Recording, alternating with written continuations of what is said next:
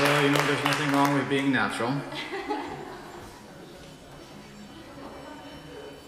Right?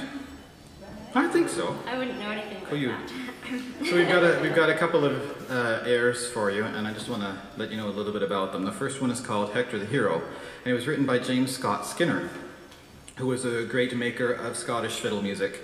And he wrote it as a lament for Sir Hector MacDonald, Major General Hector MacDonald, who was a hero of Britain in the Boer War. He joined Her Majesty's service at the age of 17. He rose to prominence. He was a great leader in the First and Second Boer Wars, and he retired from military service in 1901, and he was stationed in Ceylon. And in 1903, he committed suicide immediately after he was outed as a gay man.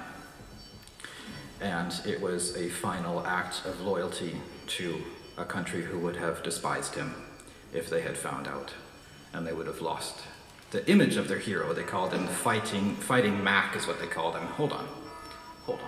I can't talk. Honestly. Honestly. But I hope all of you turn yours off.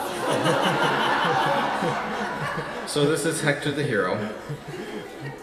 And I'm going to follow it up. I'm going to play a tune for you, the melody of a Gaelic song called Gruagach O Benultvein, Fair Maid, Young Maid of the Fair Hair. And it was written by, for a woman called Morag Macaulay of Castle Baybara. She died in 1997.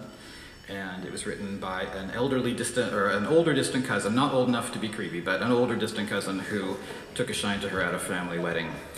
And she never married, and a lot of people say that she never married because nobody wanted to live up to the guy who wrote this song about her.